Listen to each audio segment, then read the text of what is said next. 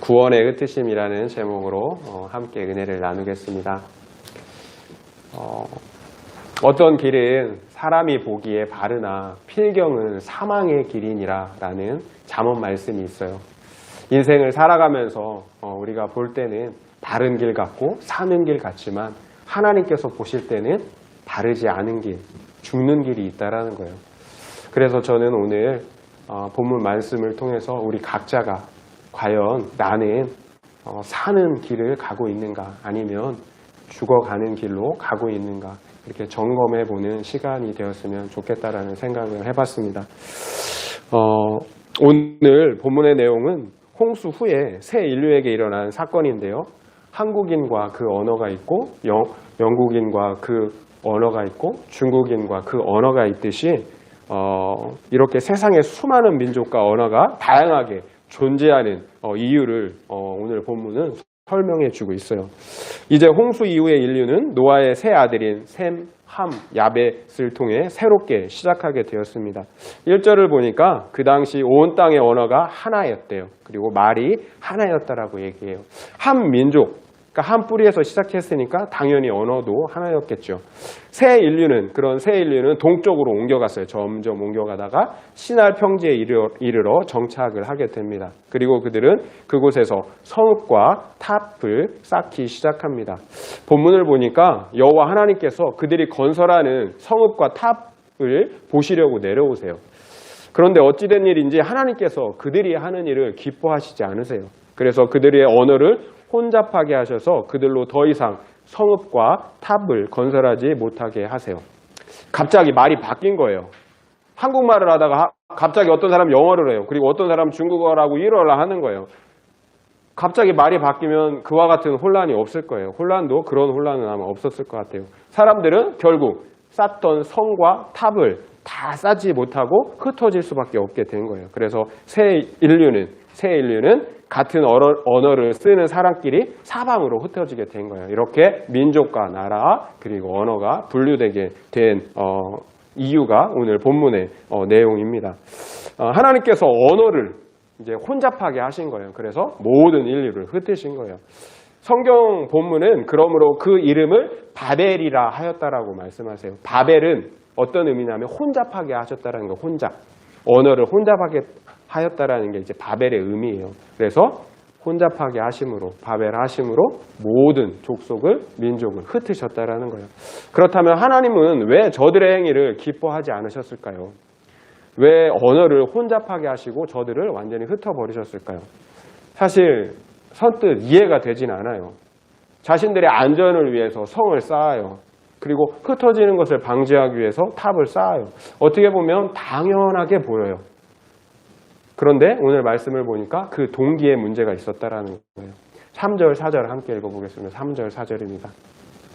함께 읽겠습니다. 시작! 서로 말하되 자 벽돌을 만들어 견고히 굽자 하고 이에 벽돌로 돌을 대신하여 역정으로 진흙을 대신하고 또 말하되 자 성읍과 탑을 건설하여 그 탑 꼭대기를 하늘에 닿게 하여 우리 이름을 내고 온 지면에 흩어짐을 면하자 하였더니 탑 꼭대기를 하늘을 닿게 하여 우리의 이름을 내자. 이렇게 저들이 이제 성과 탑을 쌓는 이유와 목적이 그건 거예요. 우리의 이름을 내는 거예요. 결국 성읍과 탑을 쌓으려는 이유가 하나님의 자리까지 올라가서 자신들의 이름을 내기 위함이었다라는 거예요. 성과 탑을 건설하는 것이 문제가 아니라는 거예요. 그 자체가 문제가 아니라는 거예요. 하나님처럼 높아져 하나님처럼 되려 한 것이 문제라는 거예요. 아담과 하와가 선악과를 먹은 이유가 무엇이에요? 바로 하나님처럼 되려 했던 것입니다. 결국 바벨탑 사건은 아담과 하와가 지은 죄가 다시 재현되는 거예요. 이것이 고질적인 인간의 죄예요. 하나님처럼 되려 하는 것, 하나님을 인정하지 않는 것, 하나님 없이 사는 것. 쉽게 말해서 인간이 맘먹는 거죠. 맘먹는 거예요. 하나님께서 인간을 창조하신 목적이 하나님께 영광이 되고 찬송이 되게 하는 거예요. 그런데 인간이 하나님의 영광이 아니라 자신의 이름, 그 영광을 드러내려고 하는 거예요. 이것이 문제라는 거예요. 지금 바벨탑의 사건은. 그러므로 그들은 흩어짐을 면하자라고 얘기해요. 이것 역시 문제예요. 흩어짐을 면하자. 하나님의 말씀을 정면으로 대적하는 거예요. 흩어짐을 면하자라는 거예요. 창세기 1장 28절을 보면 하나님은 창조 직후에 인류에게 생육하고 번성하여 땅에 충만하라는 명령을 내리세요. 또 창세기 9장 1절을 보면 홍수 후에 새 인류에게도 동일한 명령을 내리세요. 생육하고 번성하여 땅에 충만하라. 생육하고 번성하여 땅에 충만하는 것이 하나님의 뜻이에요. 인간을 향한 하나님의 뜻이에요. 그렇다면 성과 탑을 건설하여 흩어짐을 면하려 했던 것은 하나님의 뜻에 정면으로 도전하는, 대적하는 행위였다라는 거예요. 종합하자면 새 인류의 문제는 첫 번째는 하나님처럼 되려 했던 교만과 반역이었어요. 그리고 두 번째는 이 교만의 죄에서 파생되어 나온 것으로 하나님의 말씀을 정면으로 대적한 거예요.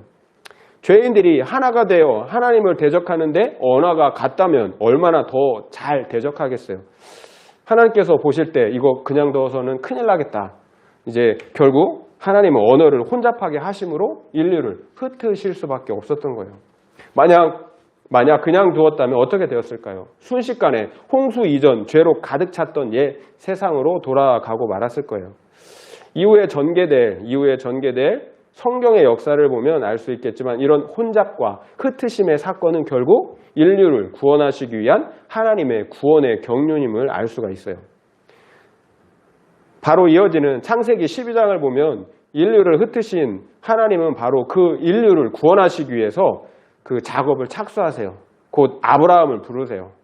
그리고 하나님은 아브라함과 구원의 언약을 맺으세요. 그리고 하나님은 아브라함과 맺은 그 구원의 언약을 그 후손인 이스라엘 민족과도 같이 동일한 구원의 언약을 맺으시고요. 그리고 그 구원의 언약을 이스라엘 민족의 역사를 통해서 이루어 가세요. 이것이 이후에 전개될 구약의 내용들인 거예요. 하나님께서 구원을 이루어 가신 그 사건들, 그 역사들이 구약의 역사들인 거예요. 내용인 거예요. 그리고 아브라함과 이스라엘 백성과 맺은 그 구약의 언약들은 신약에 와서 마침내 여자의 후손인 예수 그리스도를 통해서 성취가 돼요. 이처럼 언어를 혼잡하게 하심도, 그러므로 성과 탑을 건설하지 못하게 하심도, 그리고 온 인류를 흩으심도 그들을 구원하시기 위한 하나님의 은혜의 행위였다라는 거예요. 바로 예수 그리스도를 오게 하심으로 인류를 구원하시기 위함이었다라는 거예요. 결국 인류를 흩으심은 그들의 문명을 회방하고 그들의 행복을 방해하시기 위함이 아니라는 거예요. 만약 인류가 자신들이 원하는 대로 서로 말이 통하고 또 원하는 대로 성과 탑을 쌓는 형통한 인생을 살았다면 그들은 평생 하나님을 대적하는 죄 가운데 살다가 영원한 심판을 받게 되었을 거예요. 그러니까 이게 은혜인 거예요. 물론 하나님께서 아브라함과 이스라엘을 통하여 이루신 구원의 역사도 없었을 거예요. 이런 흩으심의 사건이 없었다면. 결국 그들이 원하는 바가 실패하고 흩어질 때 궁극적인 구원에 이르게 되었다라는 거예요. 그렇다면 무엇이 축복이고 무엇이 사랑인지 우리는 그 결과를 통해서 알 수가 있는 거예요. 그래요. 하나님께서 인류의 언어를 혼잡하게 하심으로 흩으신 것은 우리 인류를 구원하시기 위한 축복과 사랑의 조치였다라는 거예요. 결국 성경 말씀처럼 징계받는 인생, 하나님께서 간섭하시는 인생이 복된 인생임을 다시 한번 바벨탑 사건을 통해서 우리는 알 수 있다라는 거예요. 우리들 교회 김양재 목사님은 결혼의 목적은 행복이 아니라 거룩이라고 얘기해요. 여러분 이 말에 동의하실 수 있겠어요? 인생의 목적, 결혼의 목적은 행복이 아니라 거룩이다. 이 말은 나만을 위해, 곧 이 땅의 육적 행복만을 위해 살아가서는 안 된다는 거예요. 왜냐하면 그런 인생은 하나님 없는 인생, 구원이 없는 인생이 되기 때문에 그렇다라는 거예요. 나만의 행복을 위한 인생은 흩어짐을 면하고 또 내 이름을 내기 위해 바벨탑을 쌓는 인생이기 때문에 그래요. 그러나 거룩을 이루어가는 인생은 하나님과 동행함으로 구원을 이루는 인생이에요. 따라서 결혼의 목적은 나만의 육적 행복을 위한 것이 아니라 나와 가족의 구원을 이루는 거룩이어야 한다라는 거예요. 아이러니하지만 내가 추구하는 행복이 나를 행복하게 할 수 없다라는 거예요. 이게 아이러니예요. 왜냐하면 하나님을 떠난 죄인 스스로는 결코 행복할 수 있는 능력이 없기 때문에 그런 거예요. 이것이 지금까지 타락 후에 하나님을 떠나 나만의 행복을 쫓았던 아담과 그 후예들이 우리에게 보여준 분명한 성경의 교훈이었어요. 그러나 반대로 거룩을 따라 살면 행복하지 않을 것 같지만 궁극적인 생명과 행복에 이르게 되는 것을 우리는 보았어요. 이 역시 거룩을 위해 하나님과 동행한 에녹과 노아를 통해서 우리는 본 거예요. 그래요. 나의 행복을 쫓아간 아담과 하와는 결국 죽었어요. 심판을 받았어요. 그렇지만 거룩을 쫓아간 에녹과 노아는 살았어요. 영생을 얻었다라는 거예요. 그래서 결혼의 목적 그리고 인생의 목적은 행복이 아니라 거룩이라고 말할 수 있다라는 거예요. 계속 말씀드린 것처럼 행복을 추구하면 행복할 수 없지만 거룩을 추구하면 진정한 행복에 이를 수 있다라는 것입니다. 성경의 증언뿐만 아니라 실제로 수많은 거룩한 성도들 역시 이와 동일한 고백을 증언을 하고 있다라는 거예요. 거룩한 성도들은 행복을 위해 살아갈 때는 결코 행복하지 않았다라고 말해요. 그런데 거룩을 위해 살아가면서부터 하나님께서 함께 하시는 임마누엘 하시는 생명과 행복을 누리고 있다라고 이렇게 한결같이 고백하는 것을 본다라는 거예요. 부족하지만 저 역시 그래요. 저 역시. 저도 한 사람의 증인으로 그와 같은 증언을 할 수 있다라는 거예요. 우리가 어릴 때 학창 시절에는 공부 안 하고 노는 게 참 좋아요. 지금 당장 행복한 게 좋기 때문에 그래요. 그런데 대학에 가고 직장 생활을 하면서 그때 공부하라는 부모님 말씀을 들을 걸 공부하지 않은 것이 후회가 돼요. 이게 나이 먹어서 하는 후회예요. 왜냐하면 학창 시절 내 수준에 있어서는 미래의 인생에 대해서 그렇게 길게 그리고 깊게 생각할 수준이 아니었기 때문에 그런 거예요. 당장 내 눈앞에 있는 기쁨, 행복이 중요했기 때문에 그래요. 그래서 그 옳은 말인데도 내 귀에 들어오지 않은 거예요. 마찬가지예요. 결혼 그리고 인생의 목적이 행복이 아니라 거룩이다라고 이렇게 얘기하면 우리는 받아들이기를 원치 않아요. 싫은 거예요.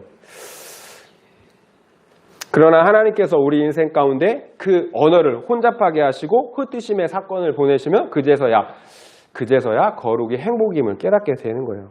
이제 잠시 있다 사라질 이 세상의 관점이 아니라 영원한 하나님의 나라, 영생의 관점에서 볼 수 있게 되었기 때문에 그런 거예요. 이제는 그렇게 볼 수 있게 되었기 때문에. 하나님은 우리의 언어를 혼잡하게 하시고 흩으세요. 거룩을 통한 구원을 이루시기 위한 거예요. 사실 우리가 믿음이 있다고 하지만 실상은 그렇게 믿음이 없어요. 만약 우리가 진짜 100% 확신하는 믿음이 있다면 이 세상에서 잠시 당하는 결핍과 고난과 무너짐의 사건은 결코 문제가 되지 않아야 돼요. 그런데 이게 우리에게는 엄청난 큰 문제가 되잖아요.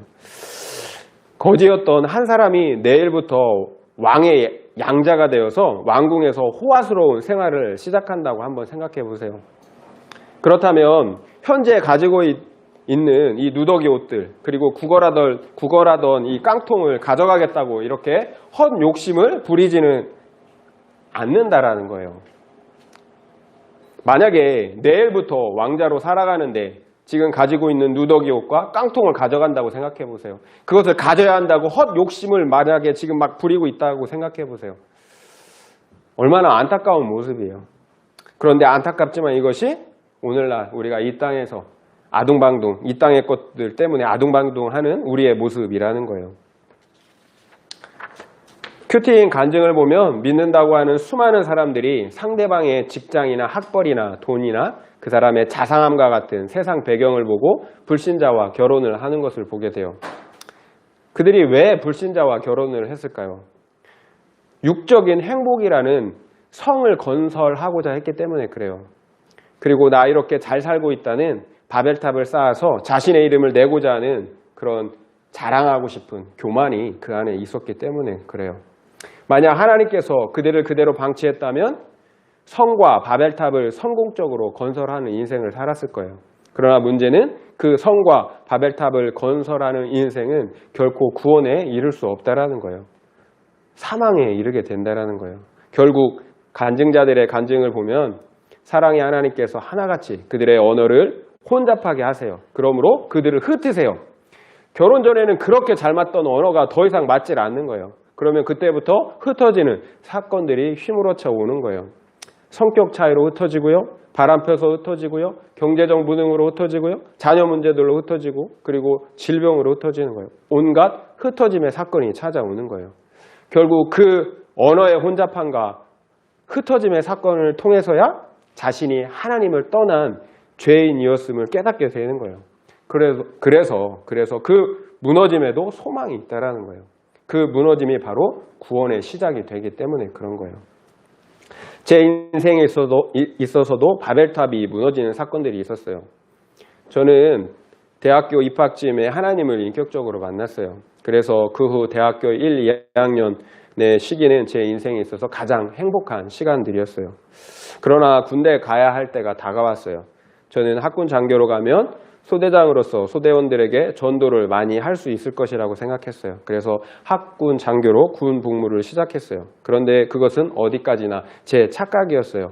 많은 시간과 돈이 주어지니까 전도는 둘째치고 술과 향락과 음란에 빠져서 제 신앙 하나도 지키지 못하게 되었다는 거예요. 그때부터 저는 향락과 성공이라는 세상 바벨탑을 쌓기 시작한 거예요. 사회에 나와서도 그리고 직장 생활을 할 때에도 별반 다르지 않았어요. 술과 향락에 줄곧 빠져 살았어요. 직장 생활 2년차 때쯤에 IMF가 터졌어요.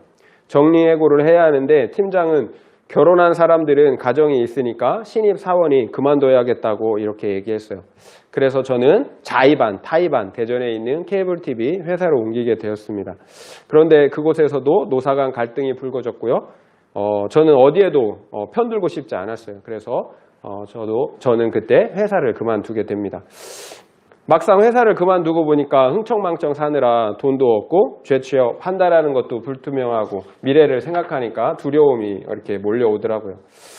이렇게 나만을 위해 쌓아올린 약 10여 년간의 바벨탑은 어느 순간 이렇게 허물어져 있었어요. 지금 생각해보면 제가 바벨탑을 쌓고 있을 때는 되는 일이 하나도 없었던 것 같아요. 그렇게 하나님은 제가 쌓아올린 바벨탑을 계속해서 허물어뜨리고 있었던 거예요. 결국 아무것도 남지 않았고 몸도 마음도 지치고 고난 상태가 되었습니다. 이것이 하나님을 떠난 삶의 결론이라는 것이 깨달아졌어요. 아버지의 재산을 먼 타국에 가서 허랑방탕하게 탕진하고 돌아온 탕자가 바로 저였어요. 그러나 저의 바벨탑이 무너지자 그때부터 구원이 시작이 되었어요. 하나님께서는 지금 나에게 돌아오지 않으면 영원히 죽을 것이라는 그런 정말 갈급한 마음을 저에게 부어주셨어요. 그리고 하나님은 매 예배 때마다 성령의 역사를 통해서 통회하고 회개케 하는 은혜를 주셨어요. 그리고 하나님은 죄 사함과 구원의 기쁨을 다시 회복시켜 주셨어요. 세상의 향락, 술과 음란, 방탕에 쩔어 살 때는 순간의 쾌락에 지나지 않았어요. 그것이 지나면 더 큰 공허와 허무와 어려움들, 공급함이 제 마음에 밀려왔었어요. 진정한 평안은 없었다라는 거죠. 그런데 하나님께 돌아갔을 때 구원의 기쁨이 회복되고 죄사함의 은혜가 회복되었을 때 제 안에 진정한 평안이 그리고 진정한 행복이 넘쳤다라는 거예요. 이렇게 행복을 쫓아 살아갈 때는 참된 행복이 없었어요. 그러나 하나님께 돌아와 거룩을 추구하며 살아가기 시작하자 진정한 행복을 누리게 하셨다라는 거예요. 그래요. 하나님은 저의 구원을 위해 육적 행복이라는 바벨탑을 무너뜨리신 거예요. 구원은 결코 좋은 환경에서 시작되지 않아요. 구원은 항상 바닥에서 흩어짐의 사건에서 시작이 돼요. 왜냐하면 우리의 고집과 죄의 교만이 소심줄보다 질기기 때문에 그런 거예요. 좋은 말 할 때 들으면 좋지만 인간은 무지하기에 몸으로 배울 때까지 순종하기가 어렵다라는 거예요. 실패하고 넘어지고 깨져봐야지 그때서야 겨우 자신의 죄를 인정하게 된다라는 거예요. 그만큼 우리의 죄가 지독하다라는 거예요. 우리가 생각해야 할 부분이 있는데요. 내 욕심 때문에 나 스스로 속을 수 있다라는 거예요. 우리는 결혼도 학교도 직장도 그리고 돈을 벌어도 하나님의 영광을 위해 살겠다고 하지만 사실은 나의 육적 행복과 영광을 위해 살아가고 있어요. 심지어 거룩한 하나님의 일, 사역까지도 나의 자랑과 영광을 위해서 할 수 있다라는 거예요. 나도 모르는 은밀한 바벨탑을 쌓고 있을 수 있다라는 거예요. 우리 내면 안에. 그런데 하나님께서 속으시겠어요? 나 스스로는 속을 수 있어요. 자기 자신에게 속을 수 있어요. 하지만 하나님은 결코 속일 수가 없어요. 사실 다른 사람의 얘기가 아니라 제 얘기예요. 지난 설교에서도 잠깐 언급했던 것처럼 저는 제가 하는 교회 사역, 설교 사역, 그리고 전도 사역이 하나님의 영광을 위한 것인 줄 알았어요. 왜냐하면 하나님의 일이라는 거룩한 포장지로 다 포장하고 있기 때문에 그래요. 그러니까 저도 속는 거죠. 그런데 최근 하나님께서는 계속해서 제가 사역하는 동기가 나의 영광을 위해 바벨탑을 쌓고 있는 것임을 이렇게 보게 해 주셨어요. 지난번에도 잠깐 나눈 적이 있지만 제 설교예요. 유튜브 설교의 조회수가 점점 이렇게 낮게 나오니까 처음에 이렇게 신경이 쓰여지더라고요. 그리고 지난 설교 조회수가 이제 10회로 뚝 떨어졌어요. 근데 순간 제가 그걸 보는데 이렇게 굉장히 좌절이 되더라고요. 그리고 제가 순간 이렇게 필요 없는 사람처럼 느껴지는 거예요. 그러니까 사역에 별로 필요 없는 사람처럼. 그러니까 열등감과 함께 자존감도 이렇게 툭 떨어지더라고요. 순간적으로. 근데 사실 이거 진짜 별거 아니에요. 진짜 별거 아니에요. 그래서 별거 아닌데 아닌 것 가지고 이렇게 얘기한다? 이렇게 말씀하실 수도 있어요. 그런데 하나님께서는 그 마음의 동기를 보신다라는 거예요. 왜 인류가 쌓던 성과 탑이 하나님께서 기뻐하시지 않았나요? 그리고 왜 그것들을 무너뜨리셨나요? 그 마음의 동기 때문이에요. 저 역시 그 순간 느꼈던 감정을 통해서 제 마음의 동기를 하나님께서 이렇게 건드려 주신 거예요. 보게 해 주신 거예요. 하나님의 영광이 아니라 나의 이름, 나의 영광을 위해서 사역한다라는 것을 보게 해 주신 거예요. 지난번에도 말씀드렸듯이 제가 만약 하나님의 영광을 위해서 사역한다면 성경의 진리를 선포하느냐, 그러지 못하느냐, 그것만이 중요하다라는 거예요. 아무리 인기가 많아도 성경의 진리를 선포하지 않는다면 그건 꽝인 거죠. 하지만 아무리 내가 못해도 하나님의 진리를 선포한다면 그것만으로 하나님께 충분한 거예요. 다른 사람의 평가가 중요한 것이 아니라는 거예요. 이사야, 예레미야, 바울 역시 오히려 수많은 사람들에게 오히려 비난을 받았어요. 핍박을 받았어요. 박해를 받았어요. 왜? 진리를 전한다는 이유만으로 그랬다라는 거죠. 그러니까 결국 이 사실들을 통해서 저는 제 자신에 있는 우상, 바벨탑을 보게 된 거죠. 사실 하나님께서 이런 제 모습을 보여주실 때 저는 저의 이런 찌질한 모습이잖아요. 사실 이렇게 생각하면 참 찌질하다 이런 생각이 들어요. 이런 모습을 보는 게 싫었어요. 그리고 인정하고 싶지도 않은 거죠. 그렇지만 이것이 나의 진짜 모습인 거예요. 이걸 부인할 수 없는 거예요. 부인하면 안 되는 거예요. 나의 모습을 있는 그대로 받아들일 수 있어야 되는 거예요. 이런 무너짐의 사건이 없었다면 저는 제 안에 숨겨진 바벨탑을 보지 못했을 거예요. 이 작은 무너짐을 통해서 저의 보이지 않던 교만과 우상의 죄를 또다시 보게 되니까 오히려 회개하고 자유케 되는 구원의 기회가 되었다라는 거예요. 실제로 나의 존귀함은 나의 그 어떠함에 있지 않아요. 설교를 잘하고 못하고 있지 않다라는 거예요. 누가 인정해주고 인정해주지 않고 있지 않다라는 거예요. 곧 우리 모두가 존귀한 이유는 우리가 예수 그리스도 안에 있기 때문에 그런 거예요. 하나님은 큐티 말씀을 통해서 이 변함없는 진리를 다시 한번 깨닫게 해주셨어요. 그래서 매일매일의 큐티가 이렇게 중요해요. 큐티를 통한 진리의 말씀이 없었다면 사탄은 거짓 속임수로 그 메시지로 제 상처난 마음을 계속해서 회집어 놓았을 거예요. 그리고 저는 오랫동안 낮은 자존감과 정죄감 속에 빠져 있었을 것이에요. 우리가 쌓는 성과 바벨탑이 눈에 보이면 참 좋겠어요. 그러면 인정할 수 있잖아요. 그리고 무너뜨릴 수 있잖아요. 그러나 우리가 은밀하게 쌓는 바벨탑은 잘 보이지가 않아요. 왜냐하면 우리 마음속 깊은 어두운 곳에 꼭꼭 숨겨져 있기 때문에 그래요. 그래서 매일매일 하나님의 말씀의 거울을 통해 우리 마음속을 비춰봐야 되는 거예요. 말씀의 거울 없이는 우리의 내면의 그 은밀한 바벨탑을 볼 수가 없어요. 요지는 우리가 매일의 말씀을 통해서 큐티를 통해서 우리의 내면을 들여다봐야 된다는 거예요. 그리고 그것들을 우리 스스로 허물 수 있어야 된다는 거예요. 제가 저의 과거를 돌아보면 저의 신앙이나 인격이 성장할 때는 성공할 때가 아니었어요. 거의 넘어지고 실패할 때 저의 인격이나 영적 성장이 있었던 것을 볼 수가 있어요. 당연히 성공하고 칭찬받으면 기분이 좋아요. 그런데 영적인 성장, 인격적인 성장은 없다라는 거예요. 오히려 교만하고 넘어지는 경우가 더 많았어요. 그런데 하나님께께 책망을 받고 실패할 때는 비록 마음은 힘들어요. 마음은 힘들지만 영적으로, 인격적으로 성장할 수 있었다라는 거. 하나님은 그것을 기뻐하신다라는 거예요. 고린도후서 7장 10절 말씀인데요. 제가 읽어드리겠습니다. 하나님 뜻대로 하는 근심은 후회할 것이 없는 구원에 이르게 하는 회개를 이루는 것이요 세상 근심은 사망을 이루는 것이니라. 하나님의 뜻대로 하는 근심이 있고 그리고 세상 근심이 있대요. 이렇게 근심에는 두 가지가 있는 거예요. 하나님께서 주신 근심 그리고 세상 근심. 근데 그 목적과 그 결과가 달라요. 하나님께서 주신 근심은 구원을 이뤄요. 회개를 통해서 구원을 이뤄요. 그런데 세상 근심은 그저 사망만 줘요. 사막에 이르게 한다라는 거예요.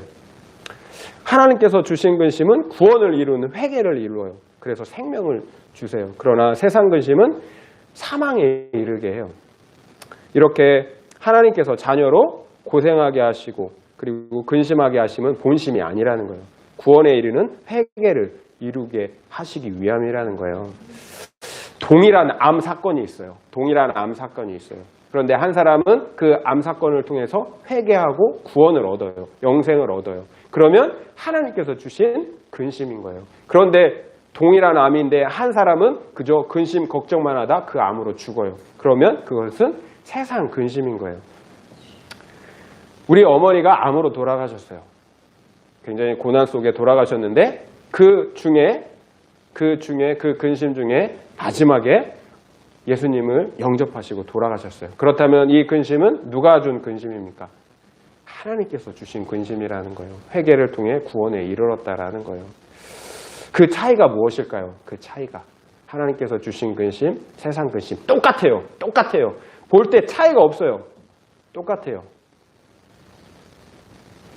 택한 사람과 택하지 않은 사람인 거예요. 하나님께서 간섭하신 사람과 그리고 그냥 유기한 사람, 내버려둔 사람이 있다라는 거예요. 결국 우리는 간섭받는 인생이 돼야 된다는 거예요. 회개하고 구원에 이르는 하나님의 근심을 하는 그런 복된 인생이 돼야 된다는 거예요. 하나님은 결혼, 자녀, 건강, 학교, 직장, 사업 등 내가 알지 못하고 인정하지도 못하는 나만의 바벨탑을 무너뜨리실 때가 있다는 거예요. 그 무너짐은 너무 아프고 고통스러워요.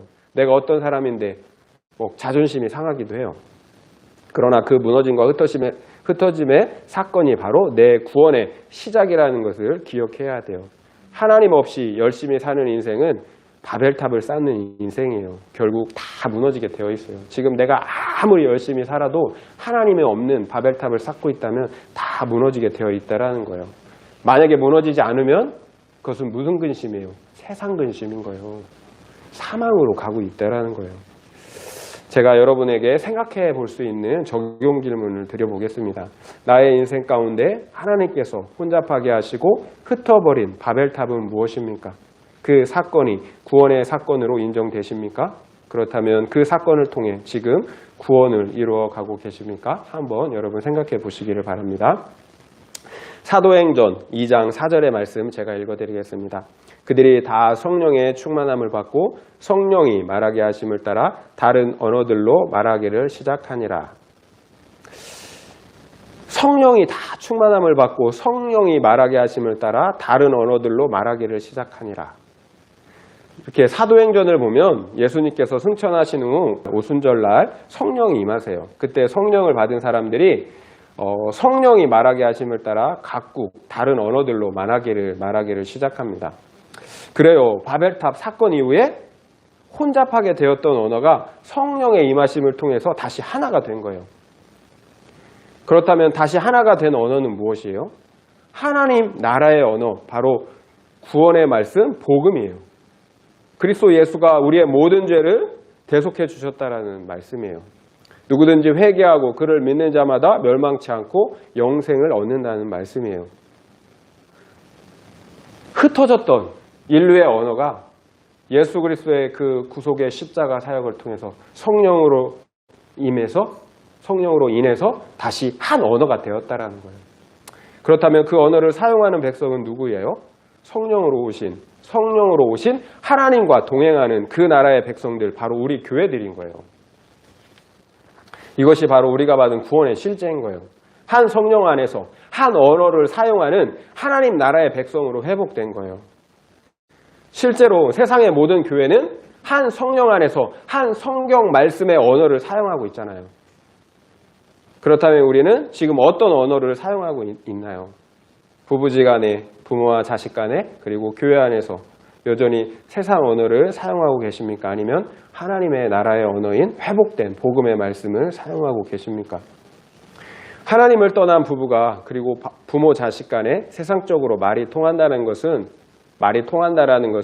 좋은 것 같지만 결코 좋은 일이 아니에요. 하나님을 떠나 세상 언어를 하는 사람이 말이 통한다는 것은 결코 좋은 일이 아니라는 거예요. 비록 지금은 좋은 것 같지만 구원과 상관없는 바벨탑을 쌓고 있는 일이기 때문에 그런 거예요. 만약 우리가 세상 언어를 사용하고 있다면 여전히 우리는 지금 세상 기복이라는 바벨탑을 쌓고 있는 거예요. 그러나 만약 우리가 성경 말씀을 사용하고 있다면 나의 구원 그리고 가족과 공동체의 구원을 이루어가고 있는 거예요. 안타까운 것이 있어요. 오늘날 많은 믿음의 가정의 자녀들이 대학에 진학하면서 그리고 사회에 진출하면서 교회를 떠나고 있다는 거예요. 그렇다면 아이들은 왜 교회를 떠나갈까요? 물론 오늘날에는 술과 향락과 같은 세상 유혹이 강력하기 때문에 그래요. 부인할 수 없는 이유예요. 그런데 제가 아이들을 통해 들은 얘기는 좀 달랐어요.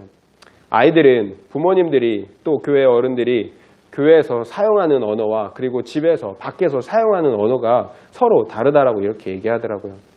한마디로 말과 삶이 다르다라는 거예요. 그러면 아이들은 과연 하나님이 계실까? 이런 회의가 든다라는 거예요. 우리의 말과 삶이 이렇게 서로 다르다면 우리가 아무리 성경 말씀을 말하고 가르친다고 해도 아무 소용이 없다라는 거예요. 우리는 결국 하나님의 나라의 언어가 아닌 말은 하나님의 나라의 언어를 말하지만 결국 세상 언어를 사용하고 있다라는 거예요. 그렇다면 우리는 지금 입으로는 하나님의 말씀을 그 언어를 사용하고 있지만 실질적으로는 세상 언어를 사용하면서 세상 바벨탑을 쌓고 있다라는 거예요. 세상 사람들이 교회를 불신하는 이유 역시 크게 다르지 않아요. 크리스찬들의 말과 삶이 일치하지 않는다라는 거예요. 입술로는 성경의 진리를 말하면서 삶으로는 부인한다라는 거예요. 그렇다면 우리 교회들 역시 입술로는 복음을 말하지만 실제 삶으로는 세상 언어를 사용하고 있다라는 거예요. 교회가 세상을 구원하지 못하고 칭찬받지 못하고 지탄을 받는 이유인 거죠. 예수님은 말과 행위가 다른 당시 종교 지도자들을 보고 독사의 자식들이라고 이렇게 책망하셨어요.